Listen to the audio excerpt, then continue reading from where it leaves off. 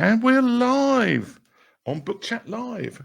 And this week's show, well, this month's show, actually, because I've been away in the US, I have got the amazing Jerry Dugan, who, while not an author, you have a little bit of a reading habit, don't you? Yeah, more like a reading addiction almost. Yes. Reading challenge. There, we'll say reading challenge.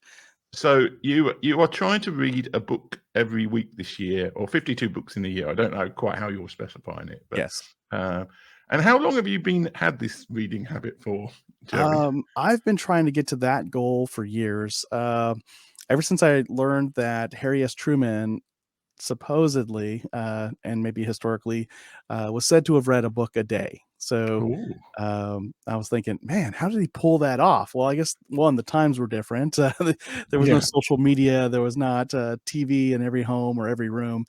So he had, more books to kind of pass the time. And, just that phrase of not all readers are leaders, but all leaders are readers. And I thought, how many books a year do I typically read? And it's maybe 12, like one a month at a good year. And then I heard other people don't read that many at all. And I just thought, what if my ultimate goal is to get one a day, and I'll probably get there when I retire. So I figured, let's figure I'm busy. I'm trying to run a podcast. I try to go to work during the day, and maybe one a week is a good challenge. So I'm at 31 books for the year out of 52 at the time we're doing this, which is live. So I guess now we're at 31 out of 52 books. And the app Goodreads helps me stay on pace. It's actually telling me I'm 4 books behind, so I got to kick it in. Oh, yes. Yeah. Right. So no more jibber jabber, as they would say. Right. Let's get on to your first book choice, and hopefully I don't screw up the transition here. But here we go. And your first book is The Wealth of Connection by Vincent Pugliese. I should learn to pronounce it. He says it like he's from New Jersey. Pugliese. Pugliese. Italian, I guess. So, why this book then? First of all, Vincent's a friend of mine. I met him at Podcast Movement in 2019. He had another book written around that time, but he had asked for people to be part of his launch team. And I said, yeah, sign me up. So he sent me a copy of his book, which you cannot see on the screen right there. It was a good plan in my head. And so I was one of his launch team members, read the book, interviewed him on my show to talk about the book. And it actually made one of my favorites of this year. He talks about the wealth of connection, of that, networking, but doing it from the idea of I'm going to serve somebody's needs. I'm going to get to know somebody on a personal level. So it's like a modern refresh of How to Win Friends and Influence People by Dale Carnegie. And he shares a lot of stories from his own life growing up. I think one of my favorite stories in the book is when he was 15 years old. He wanted to see I believe it was the New York Mets were having the first game of the season. They had just won a championship the season before. So this is where they were going to showcase everybody and hand out rings and stuff like that. So he skips school, doesn't tell his parents he's doing this, skips school. He has no ticket. He's supposed to go with a friend of his to the game. He's only got $30 in his pocket, gets on a bus. He's riding the bus to the stadium. And while he's on the bus, this older gentleman at the front of the bus shouts out to the back, "Hey, kid, shouldn't you be in school?" And so then Vincent's like, "No, I'm going to the Mets game." He goes, "Great. You got a ticket?" "No, I'm going to get that when I get there." Like, "Really? You're going to get a ticket when you get there? It's sold out. You know that, right?" And he's like, "Well, I figured somebody's going to have a ticket out there." And he's like, "How much money you got?" And he said, $30. And he goes, "Okay, cool. You sure you shouldn't be in school?" And so they get to the stadium. Vincent's about to get off the bus, and this guy stops him and says, "Hey, when you get up there, go to gate B, ask for this guy, tell him so-and-so sent you." And so I'm kicking the names out on purpose here. So he does that. He goes to the gate. There's nobody there. He asks, "Hey, I'm looking for so-and-so. This guy sent me." And so the gentleman at the gate disappears, comes back with a lady. The lady takes him into the stadium, no charge, puts him in a seat in the front row near one of the dugouts, and hands him a hot dog and a Coke and says, "Enjoy the game," and walks away. And so he goes home, tells his parents about the treatment that he got, and they start laughing because they're like, Does he not realize the mafia got him into the game? Now, the point he was making with that book was that this guy on the bus was just curious about why is this kid on the bus Yeah. and not in school, and then in conversation realized that he had a need he could meet for that kid, and it was through the wealth of connections with other people. This guy from the mafia was able to get Vincent, 15-year-old skipping school, into a game, and there was no ask for, retribution or pay me back. There was no knock on the door like in the mafia movies, like, "Hey, remember we hooked you up to go to a Yeah. baseball game? Well, now you got to run bets for me." There was none of that. Like, he never ran into this guy again. It was just simply enjoying the game. Here's a hot dog and a Coke, and it was all the result of being curious and being connected with others. Yeah. So it's those kind of stories that appeal to you about the book. Oh, yeah. Yeah. Just, because he has story after story after story of people Yeah. who connected with him just on, out of curiosity or out of, being family and just serving the needs of others and opening the doors for other people. And then other people opening doors for you and just, thinking about what would be different in the world if we all did something like that. So Yeah. really neat take on that. Yeah. I think a lot more of that is needed in the world. Okay. Oh, yes. Shall we go on to the next book? Yeah. I'll try to tell shorter stories too. No, you can say as long as you like. It's Okay. just we're still here at like midnight my time. I might try and truncate you a little bit. Well, my wife will come get me. And talking about your wife, it's The Classic Marriage by Yes. Michelle Rayburn. And I think there's another author here who I seem to have unfairly truncated off. Yeah. So she's also a podcaster. Yeah. She has a podcast called Life Repurposed, and but more of an author who took up podcasting. Yeah. So got my hands on this book because she had me on her show. I think we talked with her to be on Beyond the Rut. She, I think, hit her 30th wedding anniversary, and I got my hands on a copy of the book and read it, and it's just really neat. The stories that she tells from her 30 years of experience, being a newlywed, raising children, the trials that come with that. And I think what I really like about it is her husband, Phil, gets a little word in at the end of each chapter. Yeah. So, here she is giving her perspective of their whole marriage. And then he comes in and at least justifies why he did the dumb thing she talked about. And it's just really cute. You feel like you're in the living room with them, listening to their stories, and then he gets to come in and chime in and tell like the funny side, or really why he's never done this or that to hurt her. It's just really neat to hear them. I've never met Phil, but I feel like I know him through her book, and just got a couple of neat tidbits out of there about the importance of dating our spouses every weekend. And just looking for ways to spark the romance even after 30 years. So really cool. Okay. And I don't think you've got any other books about. Most of your other books are not about marriage. So No. what appealed to you about this book particularly to put it in the list? Was it because it was the best of its genre, so to speak, that you read? It was, I think, one of the first books I read in 2022. So of my list of 20, some of them are from my all-time list, and then others are just from my 2022 reading challenge, and this was the first one off of there. And since Beyond the Rut's about faith, family, fitness, finances, and future possibility, I needed to get at least one book in there that talked about family. Okay. Yeah. Right. Let's go on to the next. Nice.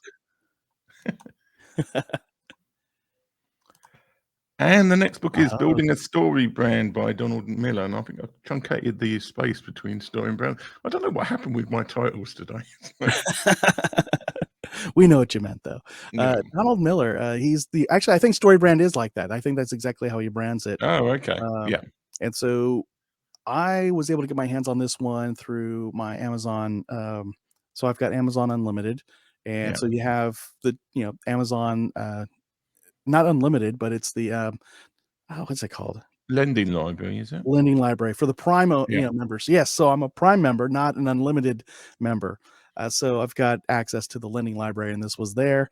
I was kind of just, I forget where I was, but I didn't have a book on hand. I didn't even have my Kindle on hand. I had my phone on me, and I was just going through the Kindle app and said, "Hey, that's a neat little book." And it talks about building a brand. My show needs to build its brand. how do I build a better brand, basically. So I downloaded the book. StoryBrand is the name of Donald Miller's company. And he talks about, a lot of times you hear about when you're building your brand, it's about your hero journey. What is your story? What is it that people know you for? And Donald Miller's philosophy on if you're going to be somebody who serves others, if you're going to have a brand, what you really want your brand to be about is helping other people build their brands, help other people, and not just build their brands, but help other people live out their hero's journey. So really neat look at, what should Beyond the Rut be about? Is it about Jerry sharing himself? No, it's about helping you, the listener, live out your life as the hero, journey unfolds. So it's like, what does Beyond the Rut do to help you strengthen your faith life, strengthen your family relationships, get better in your fitness, whether it's mental, emotional, or physical, help you hone in on your finances, or even just improve your prospect of future possibilities. And so when I thought about that after reading this book, it was just powerful, just a new way to look at how to serve others. So is it more a theoretical book, or is it more a practical guide kind of thing? Because there's lots and lots and lots. I'm sure you've read lots of books on branding. Oh, yeah. Probably more books on branding than any other business topic. So is it like give you practical tips, or is it more a sort of high level view of how to do branding?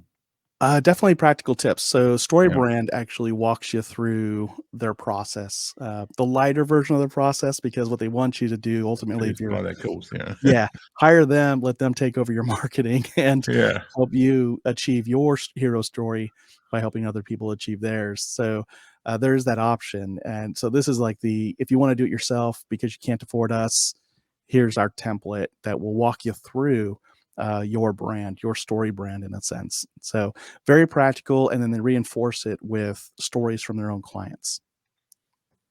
Okay. Right. On that silent note, we'll move on to the next. Right. Here we go. And this was actually a choice on my first ever Book Chat Live, where I did my own book picks, which was Rich Dad, Poor Dad by Robert Kiyosaki. Yes. So that one has been a staple for me for years. I've got a copy of it right here. The reason why I put it on this list, one, it's one of my all-time favorites. It's also one of the books I read in the beginning of the year because I wanted to pass this information down to my kids. So, I learned about finances from a dad who filed for bankruptcy twice. Okay. Yeah. So it's like, why is it I'm in debt? And so much of it, I feel like I can't breathe. And it's like, oh yeah, I learned from a guy who went bankrupt twice. So it was this book and another one, Dave Ramsey's Total Money Makeover, that really shifted my perspective about money. Now, the reason why I dusted this off, the first reason was I realized, hey, I've gotten rid of all my consumer debt. We basically sold our house and did Operation Clean Slate, because I wanted to give it a cool military type name. So we basically sold the house. We used the proceeds to pay off all our consumer debt, no car payments, credit card gone. I think the only thing left now is the student loan. And so I was like, well, we got some money left over. Well, how about we blow it? That's what my wife said. And I'm like, what?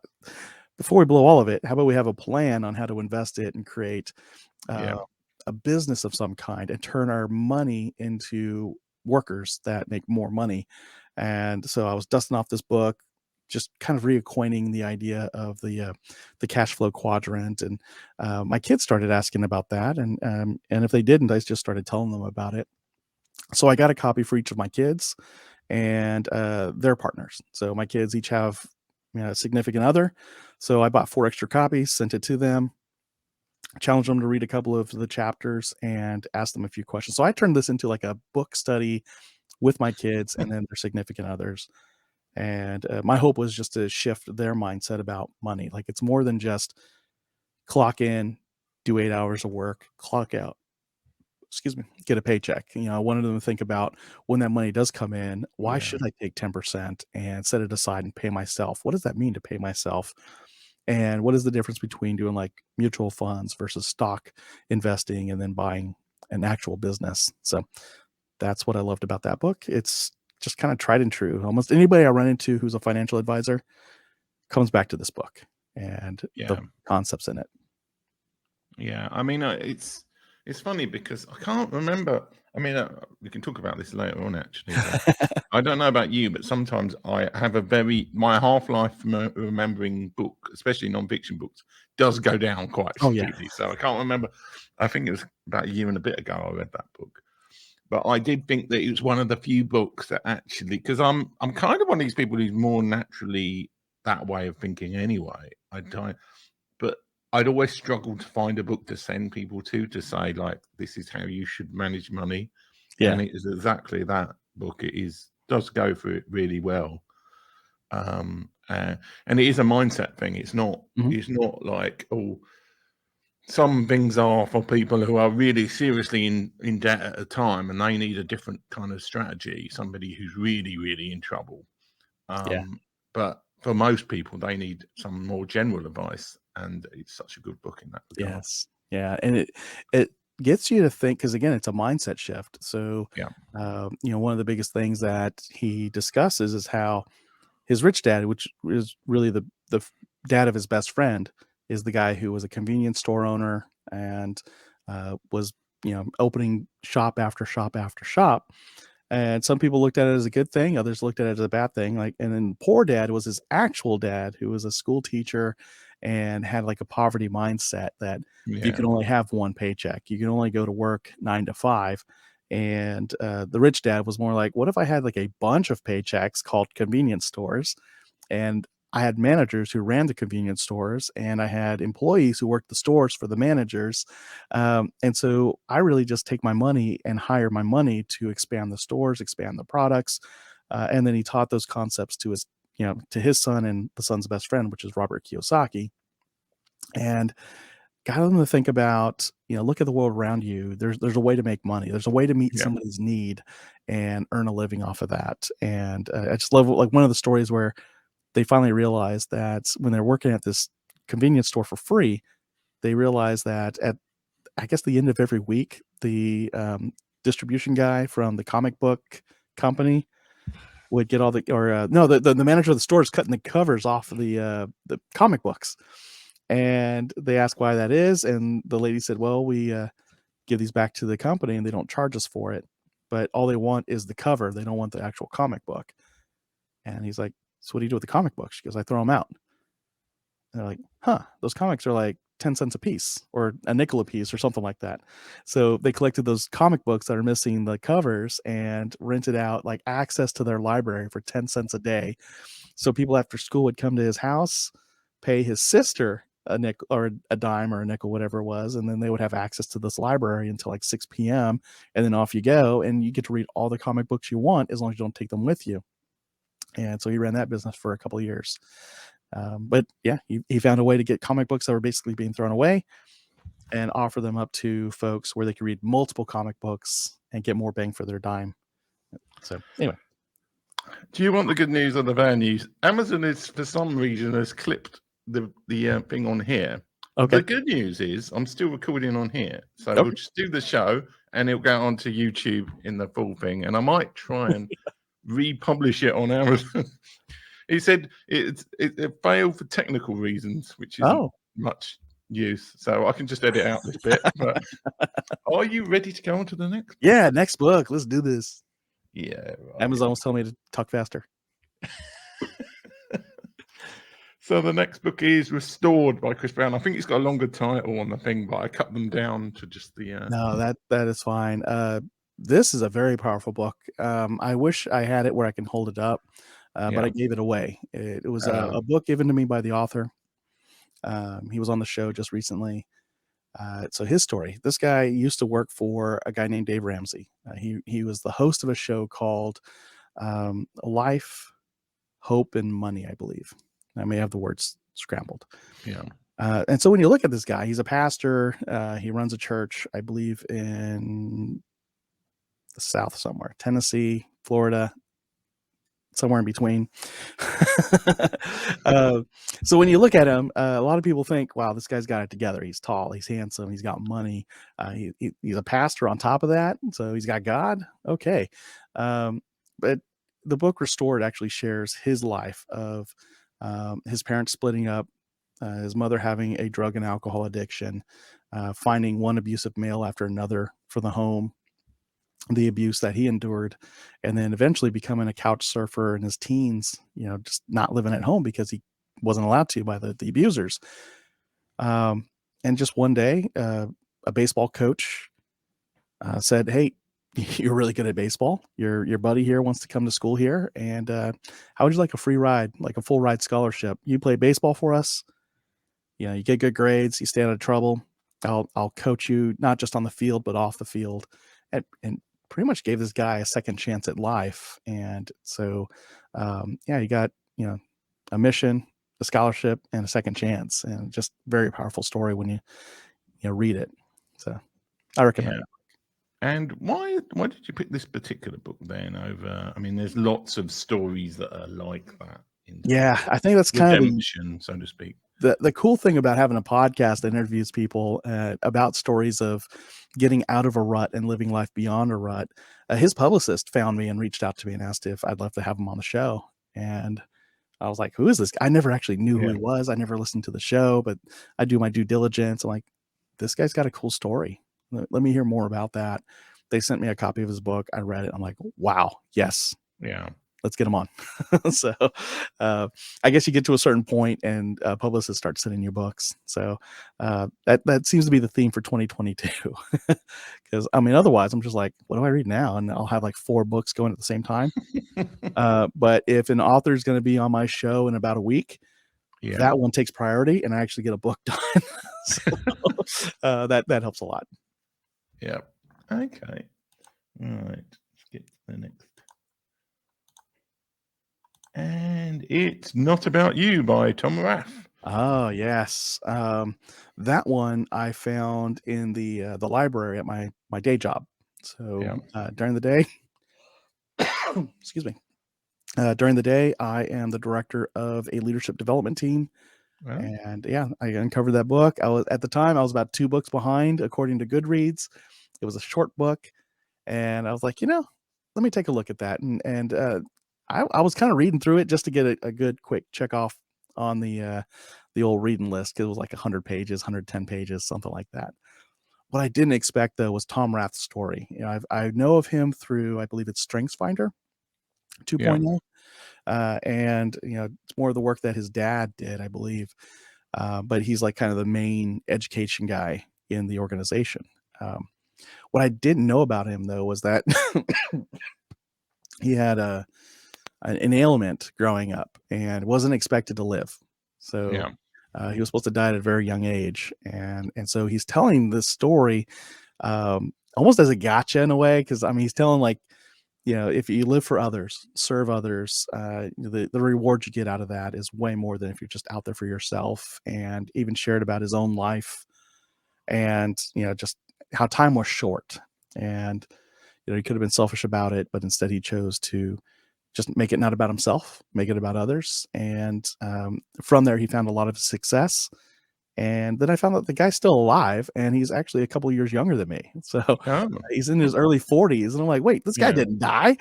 He was supposed to, but he hasn't. And he's just been living his life to the fullest and helping as many people as he can. So very important. Yeah. So there's kind of a theme in your books of transformation, isn't there? Or going from adversity, which I suppose comes from the whole Beyond the Rut podcast. Yeah. And, for my own life, I don't know if I'd shared it with you, but, growing up, my parents divorced when I was 11 years old. My father was attempting suicide at the time. I'd found him when he was actually hanging. Now, fortunately, he was not good at it. So he survived, help found its way to him. And, he eventually recovered from that, and he's been better. So, you think that'd be enough. Like, all right, you went through some hardship there. But no, it's like a bunch of other uncles were going through divorce, and my cousins were, bullying me. So that went on from 11 to about 14. And then from there, it's just like, all right, let's live life a different way. And so, so far, I'm in my mid 40s, first one in my family to graduate from college, picked up a master's degree, survived combat, and still married to my first wife, and the plan is that she's my only wife. And so far that's her plan, that she's my only wife. And so as long as I don't get fired from her, I'm good, and life is good. So yeah, very near and dear to my heart to have my own story of overcoming adversity. And so when I see somebody else's, I become a cheerleader for them. I like to showcase their story and hopefully help somebody else who's gone through something similar to that guest or that author come out of their own rut and live beyond that. Okay. Right. Yeah. Because I looked at the next book and thought, is that the wrong title? Because it looked like Charles Dickens, who was the author, but actually it wasn't. It's a different one. Right, here we go. It's The Power of Habit by Charles Duhigg. Duhigg, yes. This guy. I finally read it. Yeah, everybody kept telling me for years, you got to read that book. It's been around since, I think, 2014. And just gives a little bit about 2012. Yeah, so for a good 10 years, people have recommended this book to me, and I'm like, oh, okay, yeah, that's cute, that's cool, whatever. I finally read it this year. I'm like, oh, this makes so much sense. So Charles takes some time to go into like the neuroscience of behavior, how we really are creatures of habit. That we'll go with the thing that is probably the least resistance to us. He comes at it from the angle of like a marketing firm. I believe that's his background as a marketing consultant. So he covers things like, how did Febreze become a brand? Like, it used to be scentless. It actually does break down the odor chemicals that make stinky smells. And then so he just talks about their adventure of, or that team's adventure of not just like adding some scent to it so it was pleasing to people, but they couldn't get people to buy it, and they couldn't get people to keep buying it. So it talks a little bit about the research that goes into the behaviors of those who did purchase Febreze, and then what did it take to get people to say, when I clean the house, I spray this at the end. So cleaning the house and finishing chores was the trigger. Having Febreze readily available was the reward. And so that's what led to multiple sales for their product. It tells a similar story about toothpaste, that, getting people to buy into the concept of toothpaste took a while. So it was like, how do you get people to, have a trigger moment and then immediately go into the action that you want? So they talk about how if you felt like you have that film on your teeth, you want that to go away. Toothpaste takes care of that.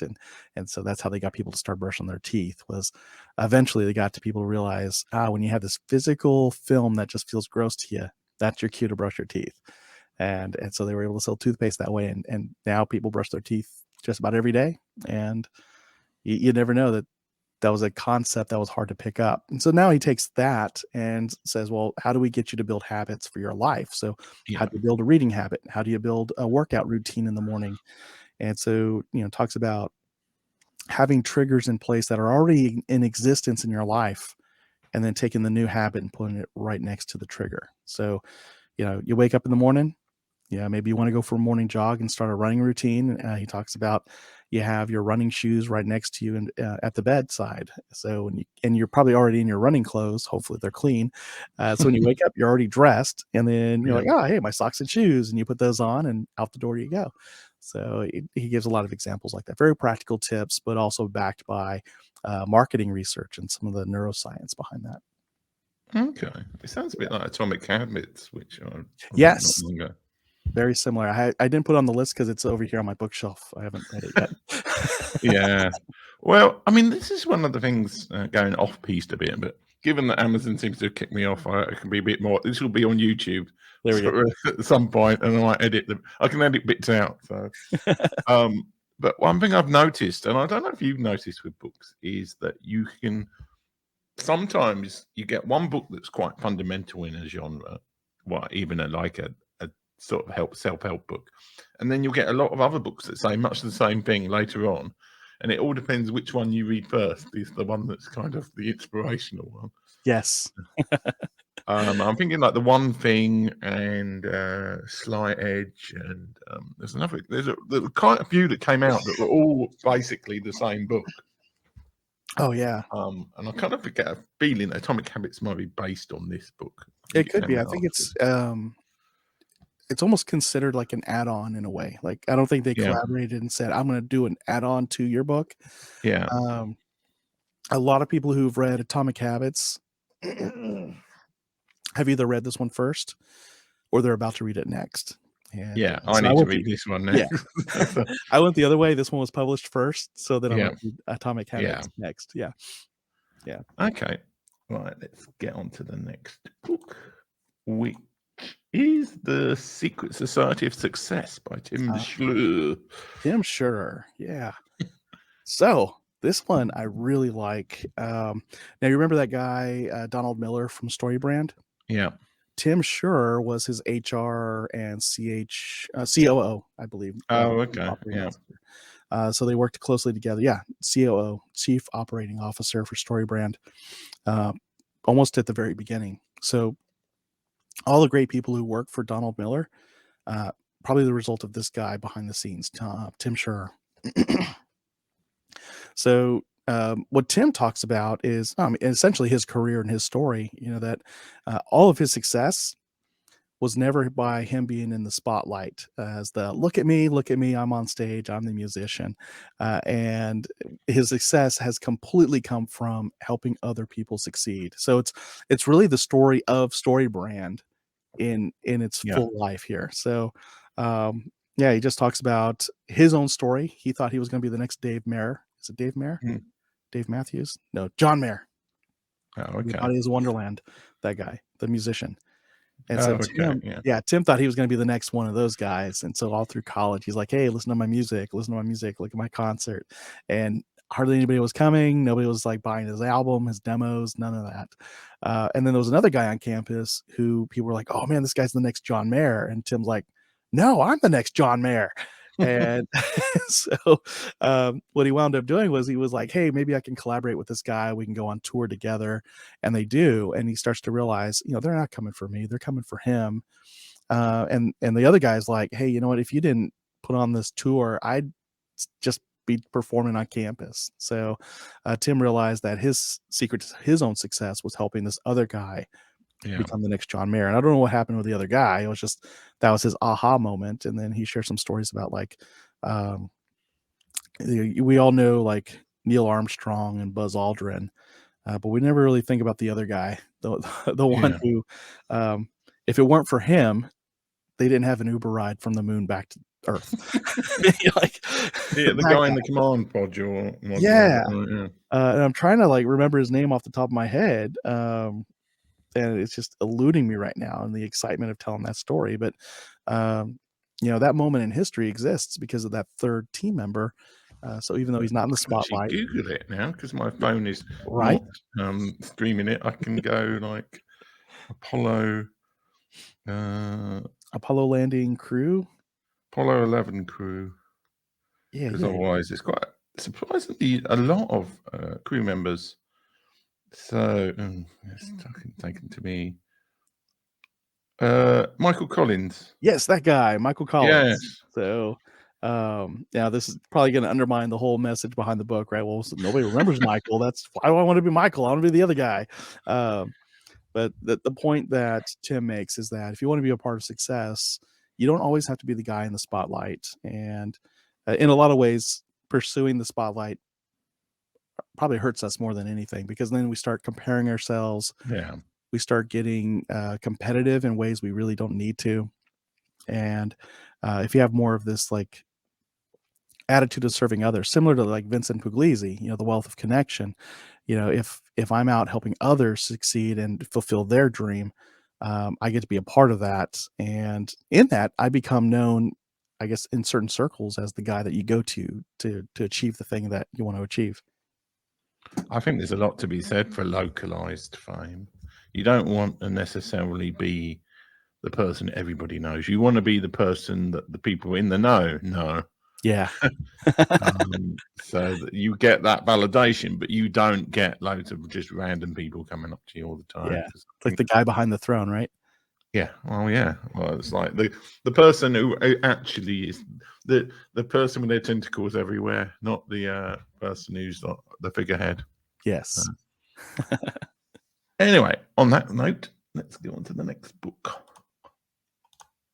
which is Extreme Ownership by Jocko, Willink, and Leif Babin. And I look, because I go through before the show, again, I'm going a bit off piste here because it's like, oh, well, we might as well make the most of the interview. But these guys are the most buff guys I've seen anyway. Oh, yeah. Like former Marines, aren't they? I go through researching the authors and finding out the Twitter handles for like they're Navy SEALs. Yeah, they're retired Navy SEAls, and you don't see scrawny, sickly-looking Navy SEAls even when they're older. They just look at you like, "All right, I'm dead." Oh. Yeah. What is this book about, and why did you pick it? So Jocko Willink was a Navy SEAL leader and served in Iraq, and you know, a lot of people know of like what's his name, Chris. Mind going blank. American Sniper movie play. Chris Kyle. First names threw me off. So Jocko was the commander for Chris Kyle. Yeah. Jocko and Leif now run a consulting firm that help corporate leaders think about leadership from a servant leadership perspective. Jocko's philosophy on leadership comes right out of the Navy SEALs, which is the military perspective of leadership, but on like steroids. They take it to an extreme. And so extreme ownership is the idea that I'm the commander. All the buck stops here. I'm responsible. I am 100% responsible.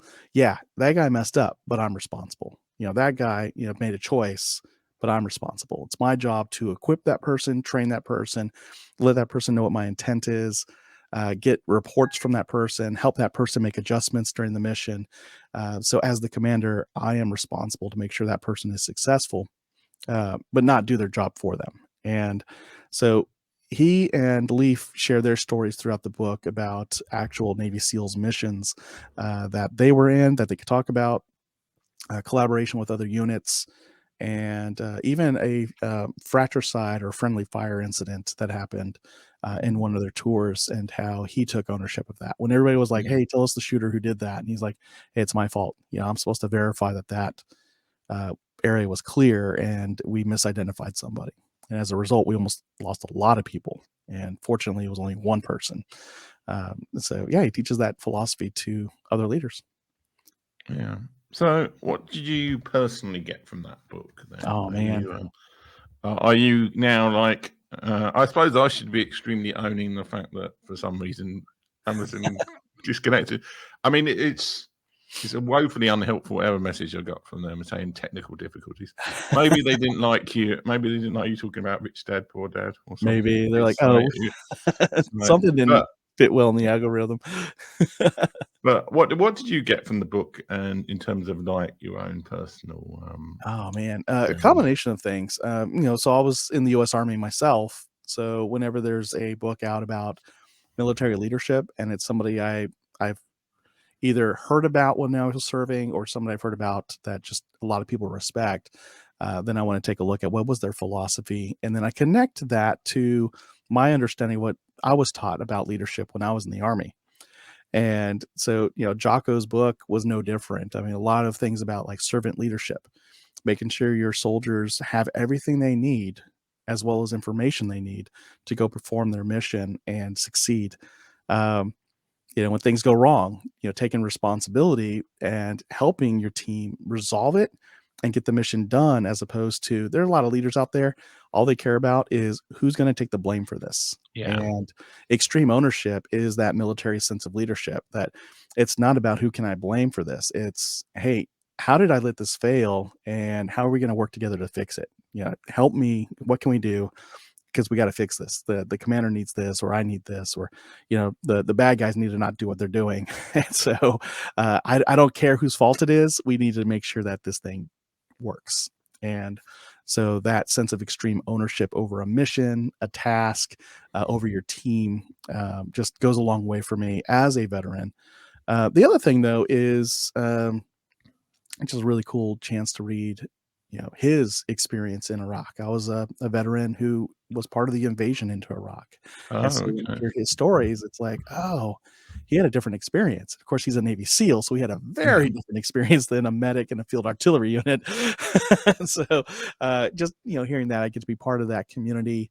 But then, again, reinforcing my leadership philosophy by hearing his and knowing, okay, I am doing something right, or I could adjust better, or, hey, that's what I'm getting wrong. And then I make an adjustment from there. So it's just, I learned about leadership through serving in the Army, and it's just sort of like the foundation I build off of. Yeah. So it resonated because it Oh, yeah. like the way that it should be done, as opposed to, I think, whatever. I think probably, I guess the military has its own examples of people who don't apply this, but in corporate world, it's much, much more prevalent that you get leaders who don't earn anything. Yeah. And it's kind of depressing in a way, but Yeah. anyway, on that depressing note, let's move on to the next book.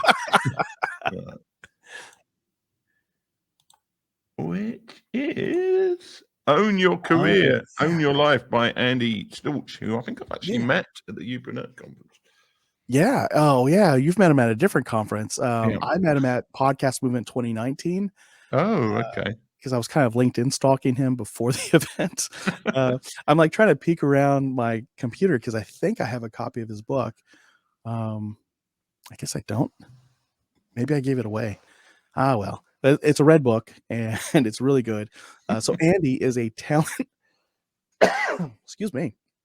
I didn't bring my inhaler in here. Oh, well, I'll be fine. I'll live. Well, I mean, you can probably go off and get it if you want to. It's fine. It's fine. I like being candid. So Andy Storch is a talent development consultant. So he helps companies, especially talent development professionals, maximize what efforts they have so that, the training programs they have are really generating the leadership funnels that they want. So they're growing leaders from within the organization, that performance is happening on a higher level. So a lot of folks that are looking to help corporations, whether it's a corporate learning team that he's helping or an independent consultant, that's what he's about. Now, Own Your Career, Own Your Life is on a personal level. So whether or not you're a talent development professional, that if you take charge of your own development, as opposed to, oh man, I'm not growing here because my boss doesn't send me off to get certifications, or I'm not growing here because I'm not getting opportunities. Own Your Career is more about, what do I want to do with my life? What does success look like for me? A lot of people think success is, I'm going to get in the C-suite. Well, what if I don't want to be there? What if I want to be a musician? Or what if I want to be just an individual contributor at a senior level doing this kind of work? So how do I strengthen my value there and always ensure that I'm getting those kinds of roles? And just so, he kind of walks you through this path of, what does success look like for me? What are my values? What are not my values? And what can I do in my career that aligns with what I'm about, what I want life to be for me? And then from there, you take charge of your own development. Go back to school, get a certification, ask for assignments at work that align with what you want to do, and you'll get there. And so that's the Own Your Life part, because now you're pursuing your definition of success, not somebody else's. Yeah, I think there's a real need for this kind of book, really, to be honest, because it's only really since I've left corporate that I've got the whole word corporate. I never used the word corporate when I was in corporate, but nobody ever does. But the whole mindset of it's all job based. You don't realize how much your job takes over your life, and defines you, and really you should be defining your job. Exactly. And then you start giving up things, compromising, because you don't want to jeopardize your movement up to the next level. And it's like, why does that matter? Like when we die, I'm not going to be like, man, I wish I checked one more email before I died. Or, like, I wish I, gave my supervisor the report with the cover sheet. It's just, life isn't going to end if I don't get a certain promotion. And, if you're pursuing promotions, but you're not really thinking about why, you wind up later in your career wondering, geez, I left my whole family behind. I didn't get to travel the world because I was always in the office. Mm. Why was I pursuing this job? I hate it. It's like, which is the essence of Beyond the Rut as well. Like, we don't want you pursuing something that you hate or regret. We want you pursuing things that will be meaningful to you. And Andy's book is right up that alley. Just, define your success. What is it that you want to do that aligns with who you are, and go make that happen. Okay. Yeah. Sounds like something I should read, especially as I think he's a Facebook friend of mine, but I think I met him twice. I think I met him at the Upreneur. I wasn't at Podcast Movement 2019 because that was the one in Orlando, wasn't it? Yes. He lives in the Florida area, so. Yeah, I decided that going to Orlando in August wasn't a good idea. It's hot. Yeah, for that reason, yeah. And then I felt guilt, so I ended up going this year when it was in Dallas, when it was even hotter. So Right? Yeah, we just came out of a 45 days of 100+ degree weather. Yeah, and then I had to take a sweater for the sessions. So that's the that's how we counter the heat outside. We just make it an ice box inside. Yeah. Okay. On to the next book,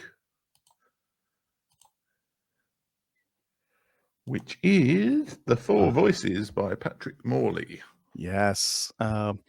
This is the book and the interview that made me feel I arrived as a podcaster. Yeah. So Patrick Morley is actually somebody I followed and leveraged as a new Christian believer. So we're talking, I think I became a Christian in 2005. Okay. I was leading a men's Bible study by about 2007, give or take a year. And so I'm like 2 years into this faith thing, and I'm like, why am I in charge of a men's group? I don't know anything about the Bible. I have like a comic book version of the Bible on my toilet tank, because that's the only time I read the Bible is when I'm in the bathroom. Too much information, guys. I'm sorry. And so here I am leading this men's group, and I'm thinking, I don't know how to have a discussion on the Bible and its verses and so on. And my pastor's dad recommended Patrick Morley. He's running a ministry out of Florida. He runs a weekly group. He records it on video and posts it on the internet. Check it out. So that's how I got to know Patrick Morley. The part that made me feel, and I ran my group using his content for like 3 years. For as long as I led that group, that's the content we used.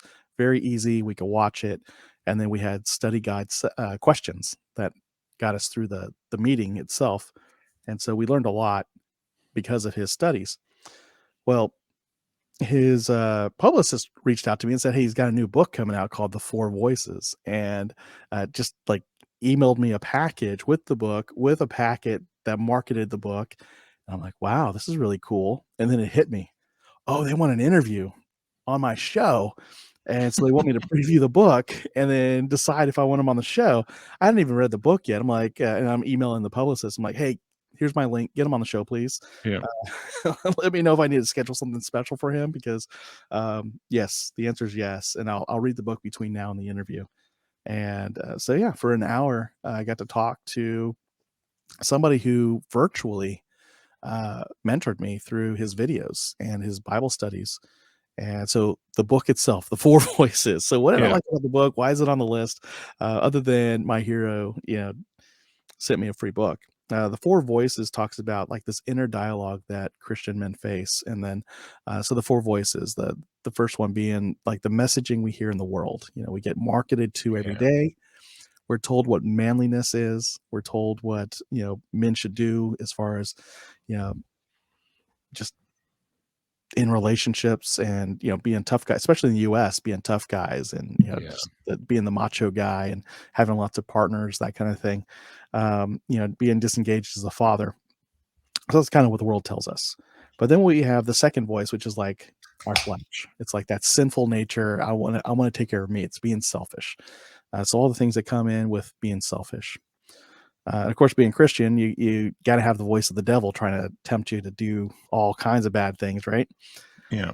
And then there's the final voice, the Holy Spirit. So how do you know which one's speaking to you?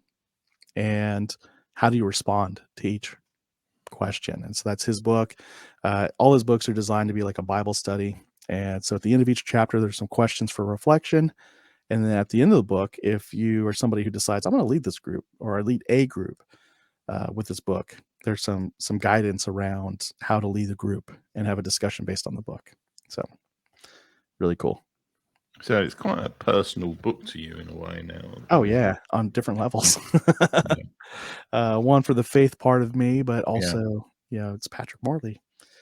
And of course I'm like, it's Patrick Morley. And everybody's like, who's Patrick Morley?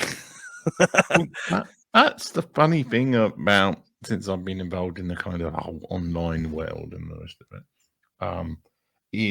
I think it's something true in social media and online in general, in that so many people say, they might say like Jerry Dugan, or is it Jerry Dugan or Dugan? Dugan. We go by Dugan over here. Dugan. Yeah. Jerry Dugan. Like, everybody knows Jerry Dugan. He's like amazing. He's like the best person ever. And I might be like, who's he? Yeah.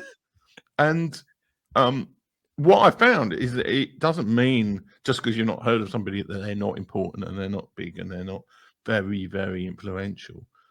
And similarly, a lot of the big people don't feel that big. And actually, people who are very important to you might not be relevant at all to somebody else. And somebody else will be like, who's that person? Yeah. There's very localized fame online, which actually I think is good in a way. I think you don't really want to be known. You want to be known by the right people, but you don't want to be known by everybody necessarily. Yeah. And even like somebody we would think is big, like Katy Perry. Yeah. Somebody out there's like, Katy who? And somebody else was like, why did you say Katy Perry? He had a lot of choices to go with. Well, I thought you were going to go Gary Vaynerchuk or Vaynerchuk. Right? Gary who?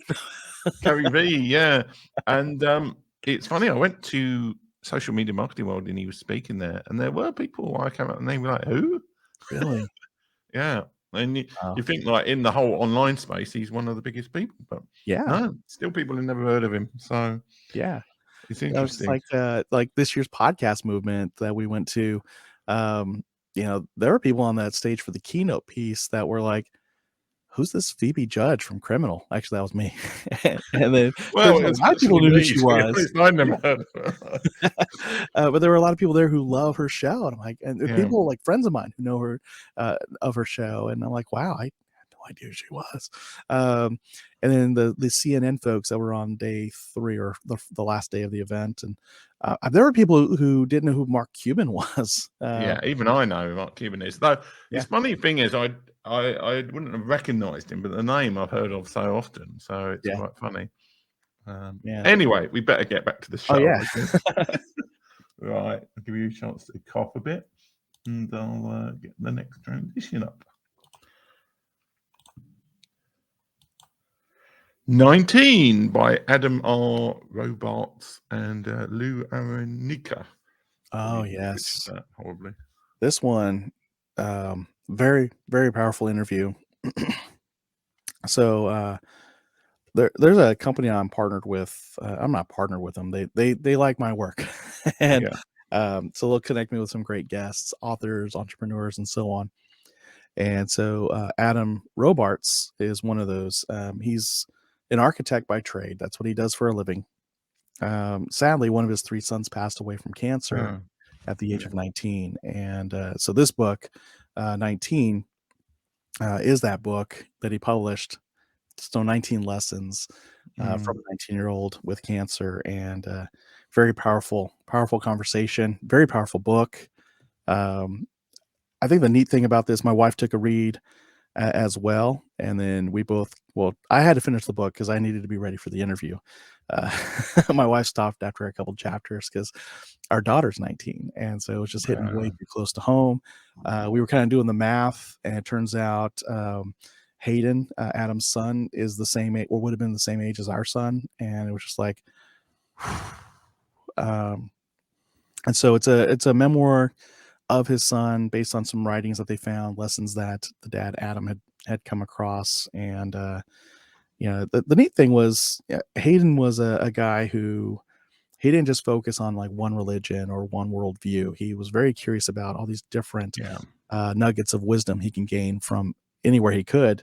And so this book is written to the same vein of, so like maybe one chapter kicks off with a quote from Christianity. And then in the next one might have a quote from Christianity and something from Islam or something from Buddhism. And, it's just really neat looking at it from a worldly view as opposed to just a singular myopic view of, the world. Yeah. From a 19-year-old too. That's, yeah. Yeah. I mean, it sounds like quite a, would you It's say heavy it's read. a difficult book to read? Or It is hard, yes. Yeah. But I mean, it was a roller coaster because there are moments you laugh. There are moments Yeah. you just want to, like, if you have kids, you want to just call your kids and hug them through the phone. Our daughter just moved up here to Dallas a couple months back. So there was a whole week where every time I saw her, I just gave her a big hug and she had no idea why. And I was just like, she just like, dad's weird. It's cool. And she had no idea I was reading this book. And every time I saw her, I'm like, oh, my baby girl, I'll give her a hug. And you appreciate life a whole lot more. It's like there's a sense of urgency that comes out of reading something like that, hearing a story like that. It's like, if we only have so much time left, what do we do with our time? And how many people waste their time? Yeah. Yeah. Well, let's not waste any time and get on to the next book.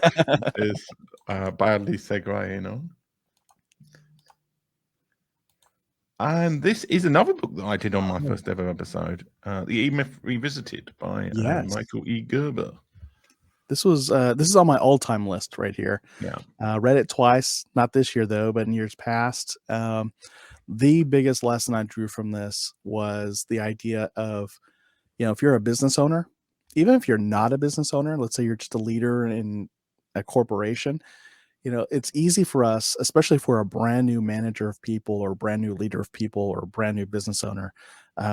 It's easy to get stuck in the idea of, I've got to work in my business. I've got to do the sales myself. I got to do the job myself. I've got to do the communications myself. And really, this book talks about, like, your job as a business owner is to develop the business systems and bring in the right people who will deliver your service or your goods to the people who need it. That's your job. And so that's working on the business as opposed to working in the business. And, I've applied that to my own career as best I can. My own leadership philosophy comes from this in a lot of ways. I talked about, it's coming from the military. That's a big influence and it's probably the foundation of my leadership philosophy. But E-Myth Revisited really got me thinking about, how do I delegate better? How do I delegate more often? How do I set expectations to my team that's kind of process driven as opposed to just how I feel in the moment? And every time I've gotten that right, things go well. And when I don't apply it, things don't go so well. Yeah, I think because it's funny now, because there was a whole period when E was put in front of anything to do with the internet, electronic, and actually this was written before that. It's just to do with, I think it's entrepreneur is the word that E stands for, rather than it being like to do criticizing the internet. But the whole E thing seems to be moving away now, so it might get back to its normal. Or thanks to the iPhone, I got put in front of everything, right? Oh God, yeah. I was still in corporate IT, and the number of something projects that came along was ridiculous. Right. Let's go on to the next e-book choice. Did I have two on there?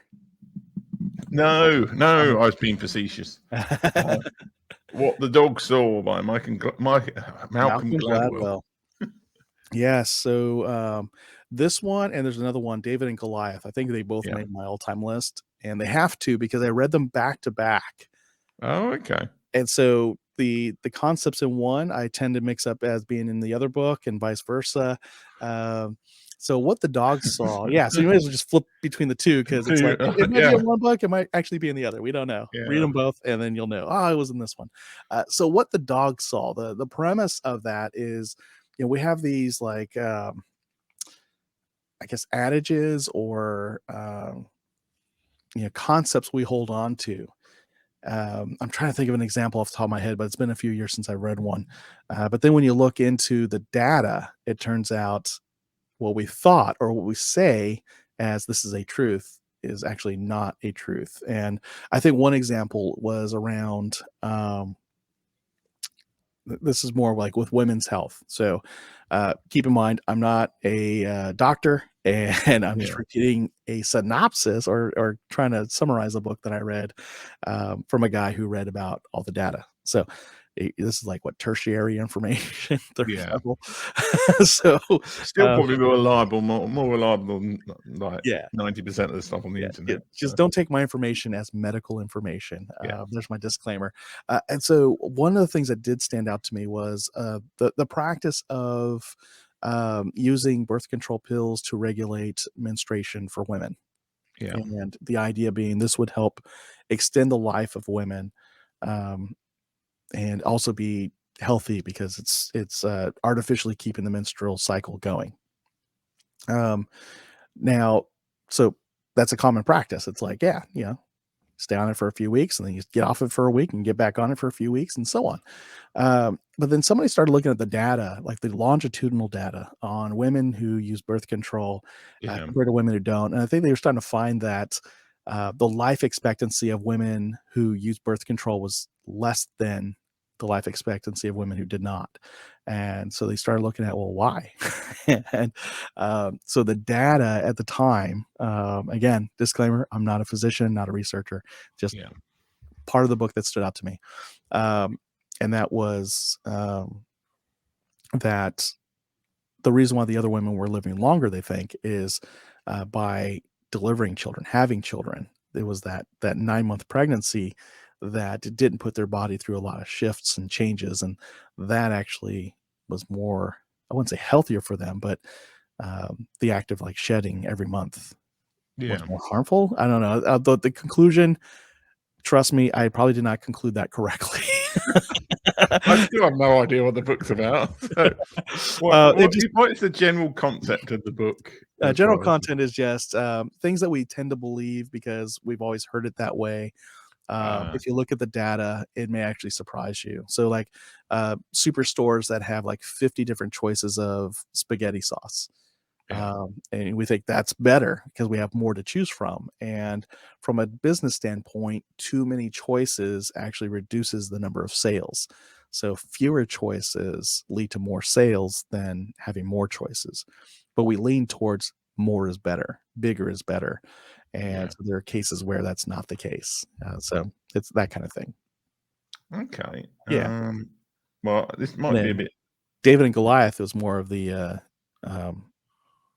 maybe the advantage was to David the whole time and not Goliath. Like when you think about the physiology of a giant, like the actual kinds that we've seen on the planet, and the fact that David went with a ranged weapon instead of close in battle, Goliath was screwed.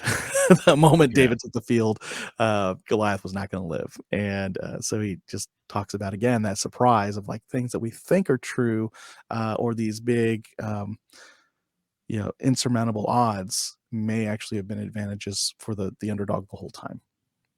Yeah, I think there's an underlying problem in society that there was something today that I heard that they actually, some medical advice they gave in the UK, and they quietly sort of changed it. They haven't really told anybody. It's not been publicised. And a lot of the time, you'll learn something, and then people will be so reluctant to actually change it, even when the evidence comes in that actually that's not true. Anyway, on that note, let's switch over to the next book, which is by the same author. And I have actually read, but I can't remember anything much about it. So Blink by Malcolm Gladwell. So you might see that there's a little pattern here of I'm a fan of Malcolm Gladwell. Yes, yeah. I definitely went through a phase where I read everything he was publishing for a few years. I listened to his podcast, Revisionist History. Really neat because he takes a different look at, just things that we think were a certain way in history. He's like, well, there's more information here that gives us different perspective. And you're like, oh, wow. So Blink really talks about how our brains are set up to process information very quickly. It's just part of our survival for thousands of years is the ability to see a threat or see information and know if it's a threat or if it's not, or if it's food or not. and that's still with us today, whether we know it or not. And I read this book when I was a real estate agent, and it really helped me at the time to realize the importance of first impressions, Yeah. because we do make decisions off of those first impressions, and they're hard to shake. So in real estate, for example, people are already making judgments before they ever actually get out of their car based on what they see as they drive up to the house that they're shopping or, getting a viewing of. And then, the first, as soon as they walk in, how easy is it to go inside the door? What condition is the home in the first few Yeah. feet?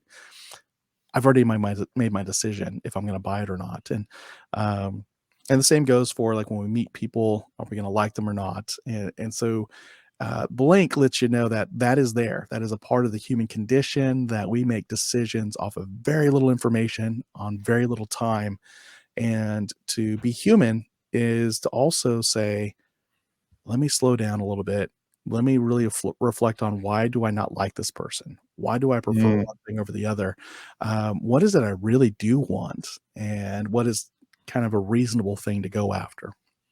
So if you find yourself just always upset with somebody in the office, chances are you've made a blink decision and don't even realize it. So that was the thing I really got out of his book. I recommend it because it changes how you approach things like conflict, sales, those two things predominantly. Yeah, I read it a long time ago. I can't remember too much about it. But funny enough, I got some of the lesson I remember was that there are times when it can actually be very good to go with those blink judgments.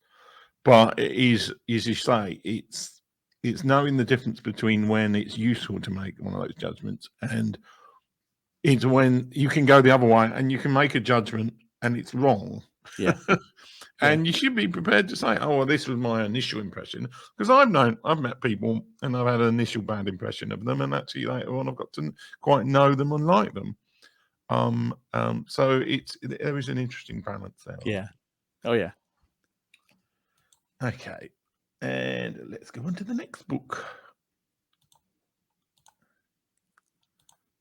And this is another previously mentioned book, but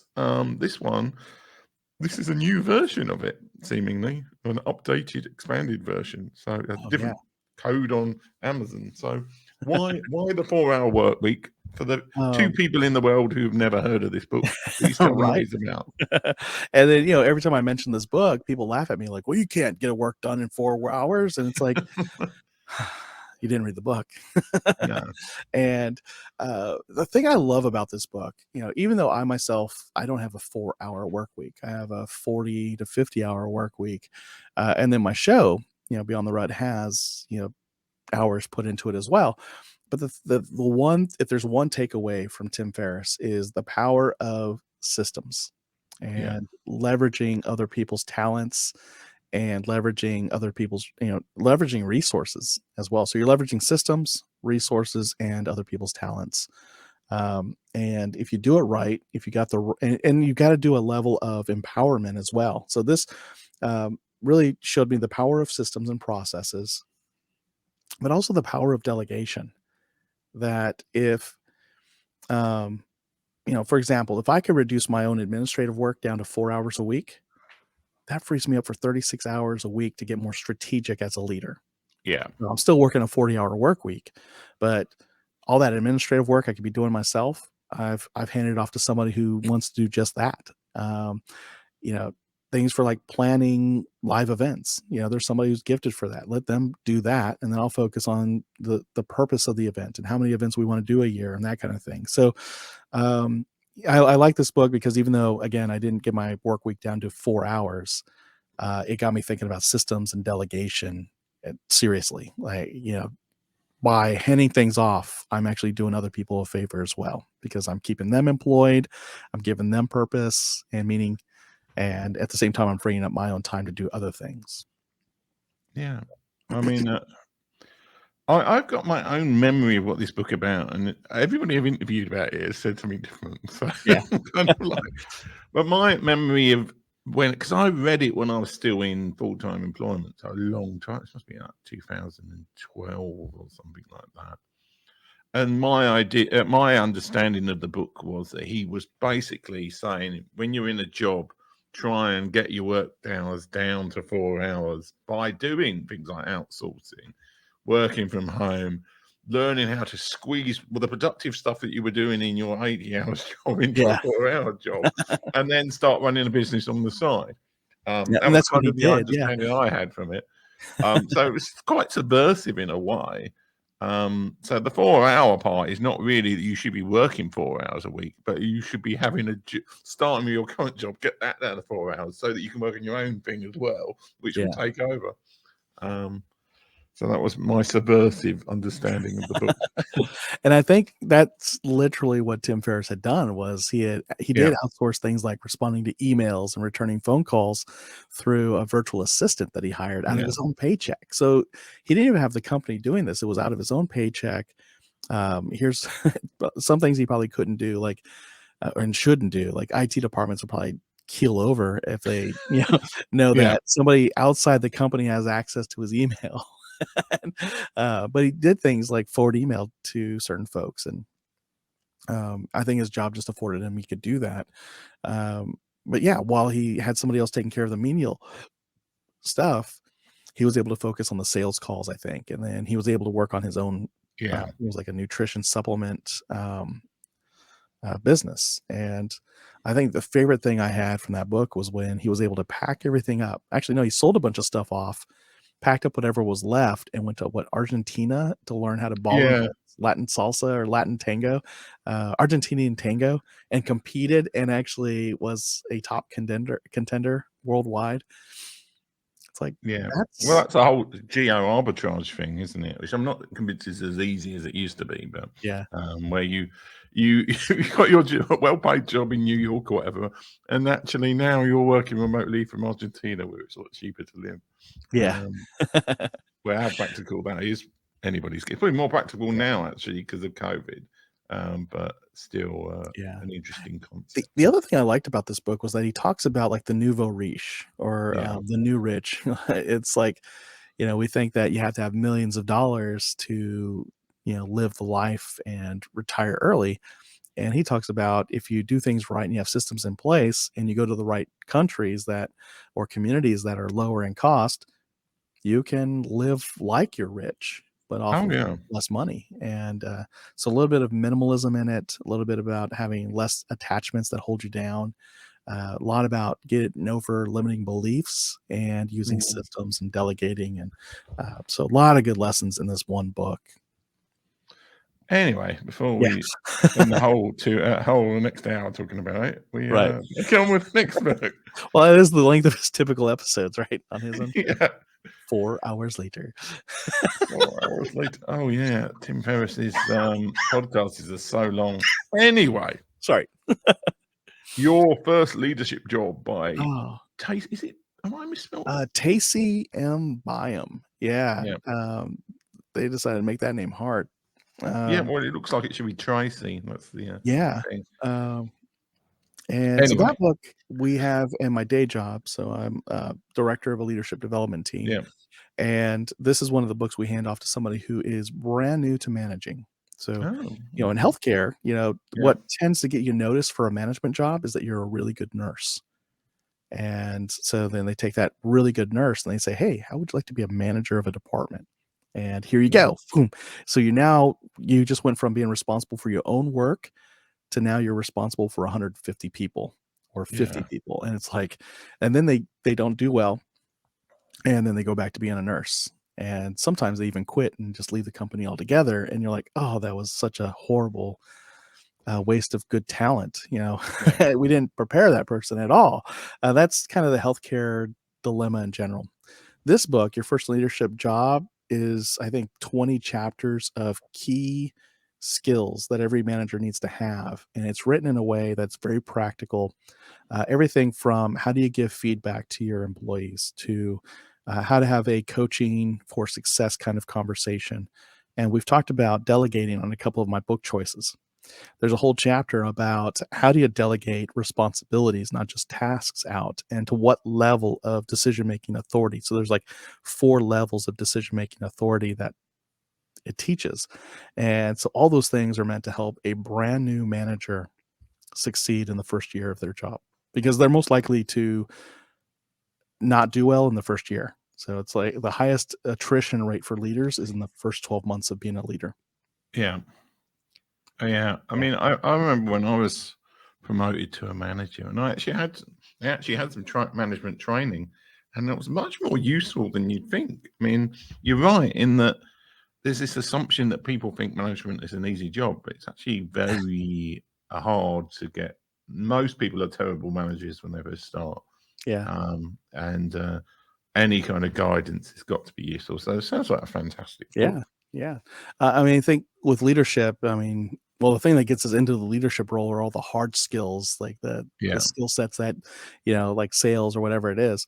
But leadership is a lot of soft skills, connecting with people, building relationships, building trust, being clear about communicating while also giving all the information you can. It's like everything's a duality and a spectrum, and you got to find the right balance for almost every single person on your team. And then you got to find the right balance between going to meetings and connecting with your team. It's just like there's no hard and fast rule, like always do this or always do that. It's except always treat your people with respect. I think that's probably the most absolute rule I can hold on to in leadership. Yeah. Okay, let's get on to the next book, which is The Outward Mindset by the Arbinger Institute. Yes. Tremendous difficulty finding on Twitter, but they're all nameless, right? Yeah. Like the author is the Arbinger Institute. The author isn't. I mean, they have it tucked away in the back of the book who wrote this particular piece. I ran into these guys at the Association for Talent Development International Conference in 2018. They had a really cool booth, and I met a guy there named Jim. Got a free copy of the book, got him on the show, talked with him about this book. But this is all about if you look at leadership and just anything you do, not just leadership, but just doing your work, running your business, being a family member. If you look at seeing beyond yourself and think about, they got a cool little diagram in here. So from the individual perspective, what is it that your supervisor or authority figure above you needs, and try to anticipate what those needs are. What are their needs, their objectives, their challenges? But you're not just serving them, you've got your coworkers. So laterally, what do they need? What are their objectives? And then my customers, what do they need? And then anybody who reports to you, if you're a leader or serves you, maybe like the custodial staff or dietary or whatever it is, what do they need to do their work? What are their objectives? And if you think about each of those three things, needs, objectives, challenges, for the person working above you, those working laterally, and then those who report to you, it's kind of similar to that wealth of connection concept that you're meeting the needs of others, secret society of success, just that. Yeah, if you're thinking about the needs of others, I think Dale Carnegie, we'll probably have his book pop up soon. This is another kind of modern rethink of how to make friends and how to win friends and influence people. Yeah. Something like that. Yeah. Yeah, it's that way around. Yeah. Okay, so I feel like I should probably talk more about being tired, and it's getting near the end of the What time is it over there? It's not too bad. It's like 20:09, so it's not. Okay. I'm not going to. And I've still got jet lag, so it's right. On to the next one, which is Communicate to Influence by Ben and Kelly Decker. Yeah, the Deckers. I've only met them a couple of times, but Communicate to Influence is their public speaking style that they teach executive leaders. So the book walks through things like body language, energy level, tone of voice, vocal variety.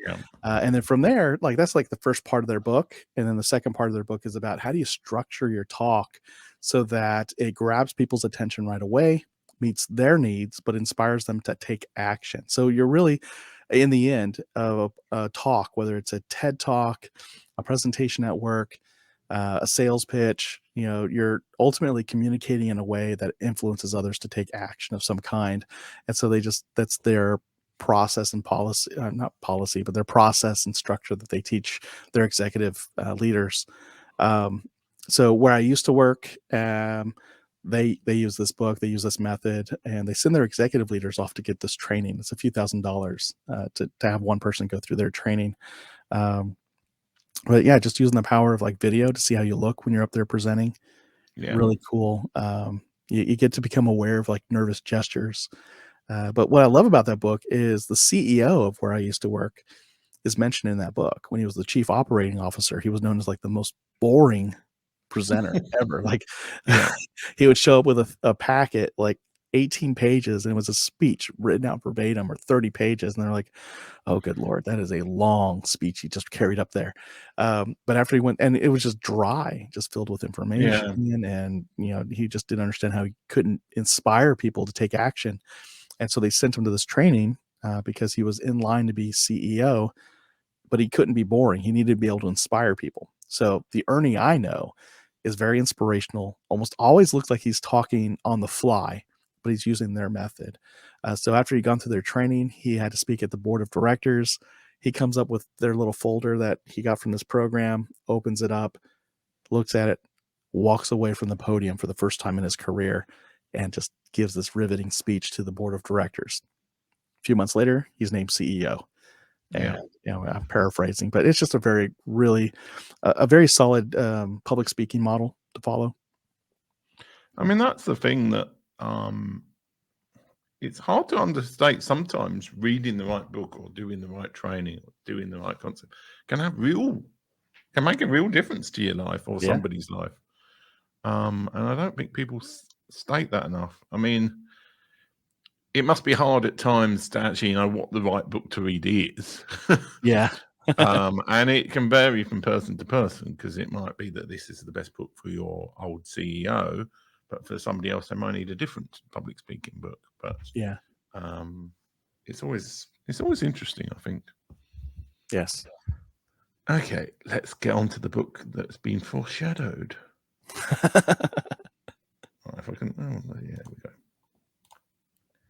And it's How to Win Friends and Influence People by Dale Carnegie. So earlier in our conference, why this book? This is the book everybody should read, right? Because everything we do is in connection with somebody else, and whether it's sales, leadership, just business in general, your own career, you're going to run into people, and the more allies and friends you build, the better. This seems to be the book that all other books about relationship building, connection, networking are all about. They all seem to reference this book at some point. So Dale Carnegie really talks about some real simple concepts that, even though he didn't have like the scientific research or the neuroscience behind it, he just knew from his own career that there are just certain things that work all the time. Like when you meet somebody, say their name, learn their name. And, that's the most beautiful sound to anybody's in anybody's ears is their own name. And it lets them feel heard. Right. And so I guess this book was also on your list of recommendations. Well, it's funny enough, I remember reading it as like a kid, but I can't remember really anything about it at all. So it's not on my list. Wow. It probably should be on the ones I reread. Wow. The one time I make an assumption on this interview, I was wrong. Oh, no. I mean, it's there are so many. I think there's a lot of Napoleon Hill books that are kind of similar to this, but I think around the same time period, actually. Yeah. The Napoleon Hill and Dale Carnegie were kind of like the grandfathers of all things self-help. And so Dale talks about when you meet people, learn their name, say their name as much as you can, but do it in a way that seems natural. And then also talks about like serving others. Find out what other people need, meet that need. If you help enough people get what they want, somebody's going to help you get what you want. That came from this book, I believe. Yeah. I've just read a book. Well, I say read a book. I listened to audio books mainly, but one called Getting More that was recommended on the previous show, actually. Oh, wow. And that's about negotiating, and that's the same concept, really. It's about working out. I mean, a lot of these books sometimes you would say were like common sense, but it's amazing how rare common sense is. My college baseball coach would say, common sense ain't so common. Yeah. And then he'd spit some chewing tobacco juice. It was really gross. Like, so once you got over the trauma of that, you went back to reading Dale Carnegie. Normally, and I forgot to ask you this beforehand, so we can cut this bit if it doesn't work. Let's give it a go. And it doesn't matter really anyway, because there's the Amazon thing. But I get I get more views from the post-show stuff anyway, so it doesn't really matter. And this will go onto YouTube in its full glory. But I normally ask people what product they would buy from Amazon if money was no object. And I'm guessing for you, it might be a book, actually. So. One book, be a bunch of books. In fact, every year, somebody in my family gives me a gift card to Amazon. And, the first thing I do is I buy like 4 or 5 books. And I use the whole card up. And it's like, oh man, that was so fast. And the books are there the next day. I'm like, yes, I'm reading these. So yeah. Do you have a preference in terms of format then? Is it paper or Kindle or audiobook, or are you kind of agnostic? I think I'm more agnostic. I do like printed books. From my friend Jeff Brown.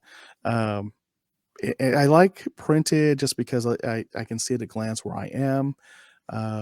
From a sense-making perspective, it's a lot easier to flip back. Like, wait, I think I saw this somewhere, and I could reference back to somewhere else in the page and in the book.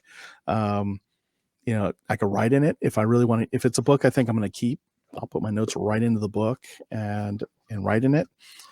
I like ebooks because I don't always have a book on me, but I always have my phone on me. So if I wind up waiting in line and it's taking a while, and I don't know anybody in the line, and I don't feel like striking up conversation, which extroverts do have those moments too.